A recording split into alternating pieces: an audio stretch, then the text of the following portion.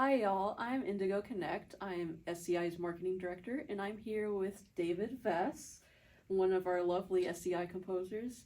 And David, how are you today? I'm good. I'm hanging in. Yeah, I'm excited to be here. Excited to answer some questions. Hopefully, provide Yeah. some insight. Maybe I don't know. Yeah, whatever advice you have would be great for all of us. Well, I don't know.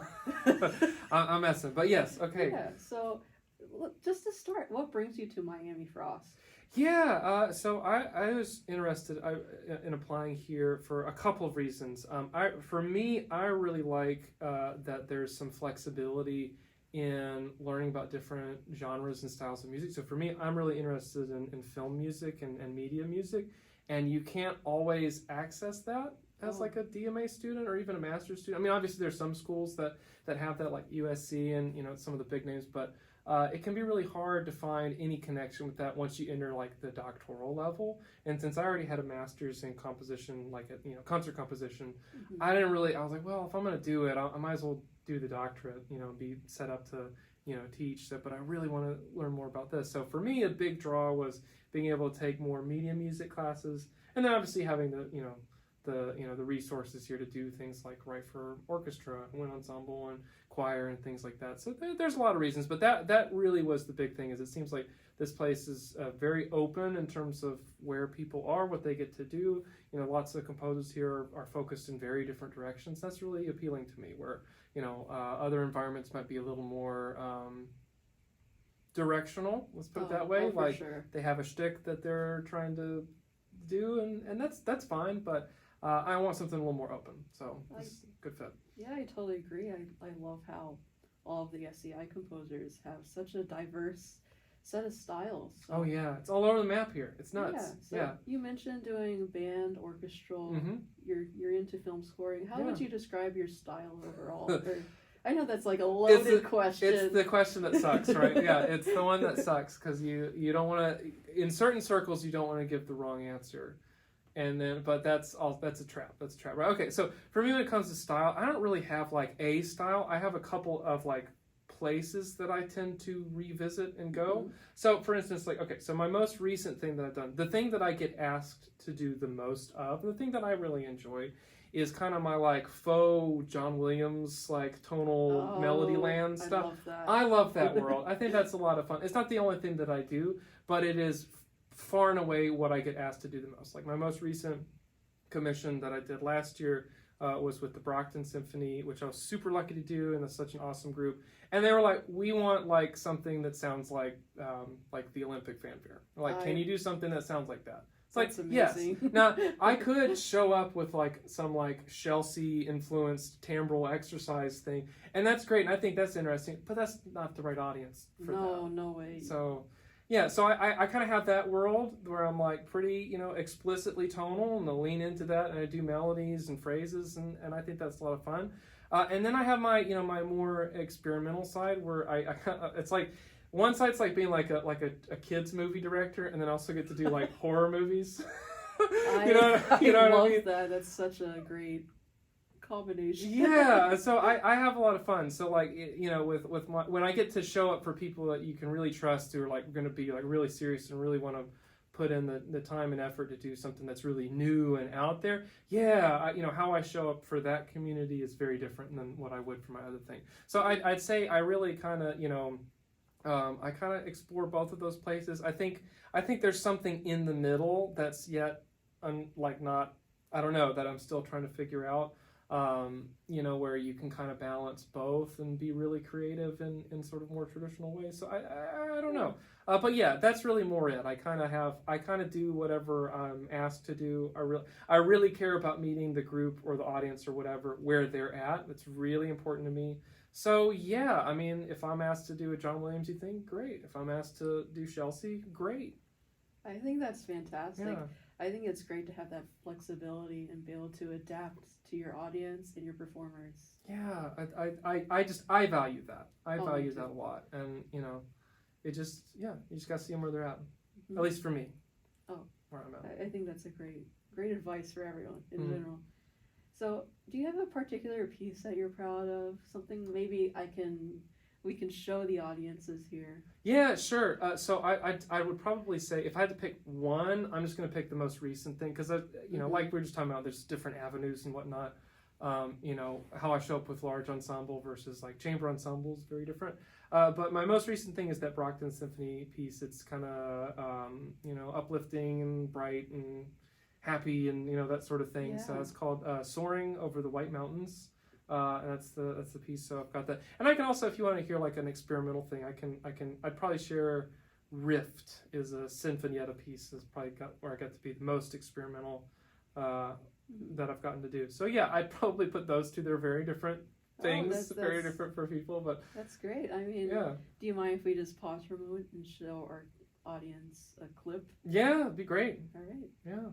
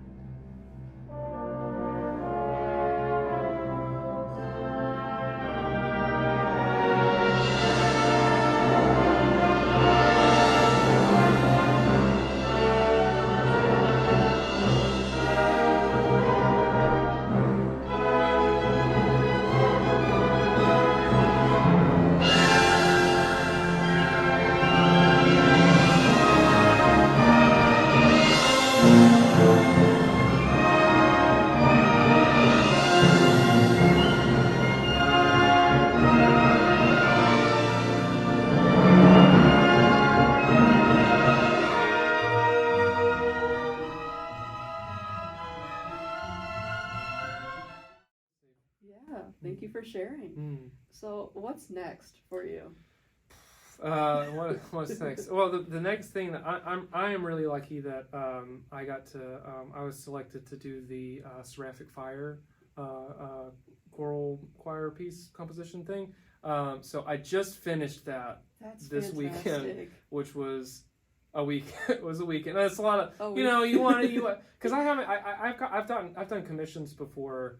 But they're always like people I know. Like I when I say like, oh, I got commissioned by the Brockton Symphony, it's like you hear that and you think, oh, well, so and so is really cool. It's like no, I played in that orchestra for like 7 years. You know what I mean? Like I know many of the members very well. Like so it's not always like the prestige that you think it is. But so this is my first time like going with a group that's like a legit, like they go to Aspen. Like, oh Lord, like okay.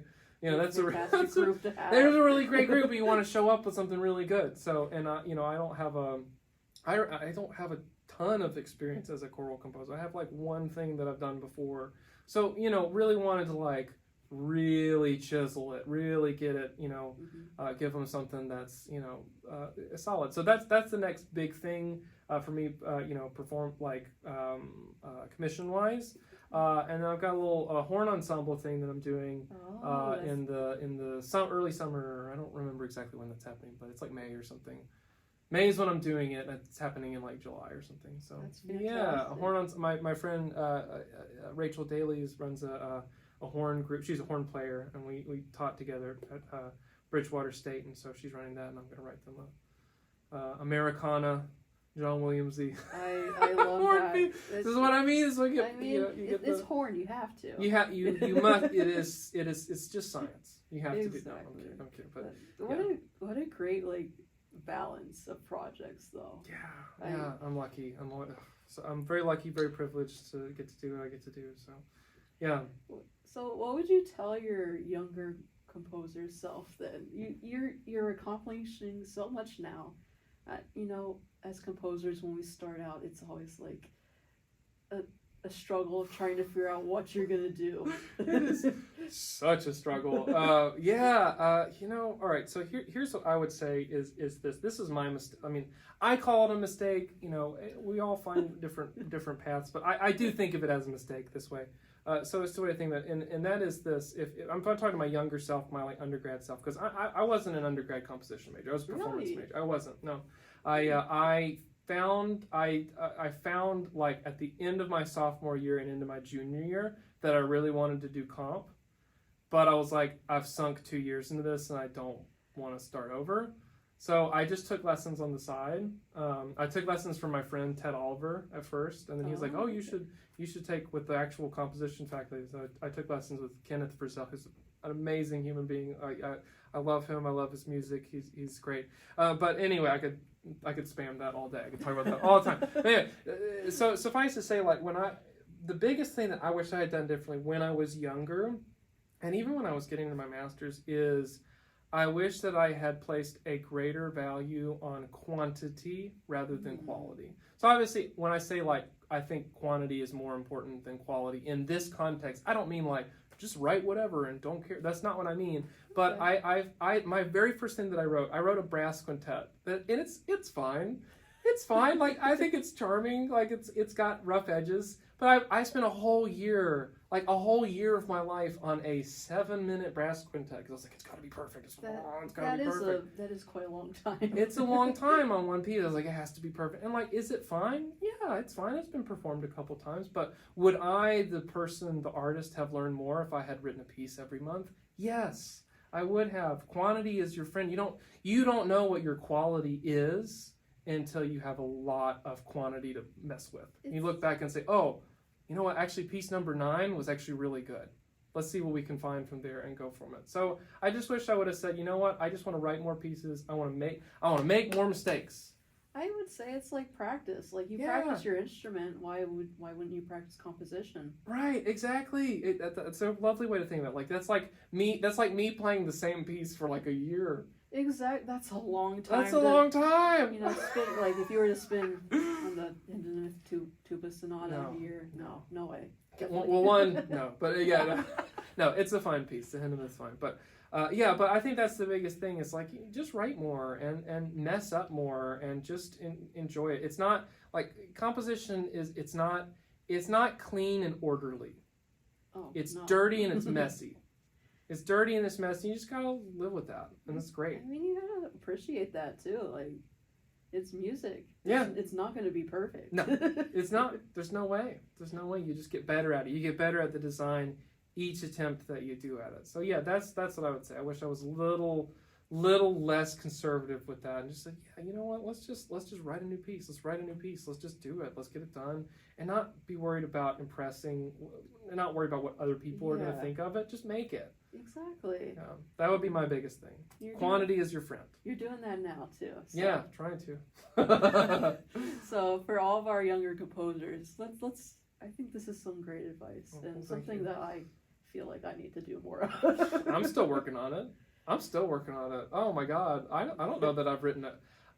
You think it's one of those funny things. Like you think about like really good composers, right? You think of like if you said like Beethoven, there's like 4 or 3 or whatever pieces that come to mind. Like you probably think Beethoven 5 or Beethoven 9 or like Eroica or like maybe a piano concerto or maybe Fidelio or whatever. You know, a couple of pieces, right? Well, he has all these other things that are like fine.